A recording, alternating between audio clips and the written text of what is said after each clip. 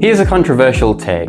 The best way to hit your goals isn't necessarily chasing the biggest, flashiest rewards. You hear people all the time talking about starting your own business, pumping shitloads of cash into crypto, maybe even shooting roids at the gym to get huge. And while the rewards may sound great, if we take a lesson from portfolio management, we don't only want to look at that potential return. We'd like to consider something called the Sharpe ratio, which means we take that excess return and use it in conjunction with its risk to find an overall risk-adjusted return. So take starting a business for an example. It's got a huge potential payoff, maybe 200% as an example, but the risk of failure is also massive. Most startups actually fail, so the ratio between the two is actually maybe not that great compared to something more boring, like doing a bit of extra overtime at work. It's not as exciting, potential return is much lower, maybe 30%, but the risk from it is also lower, let's call it 10%, and therefore we would end up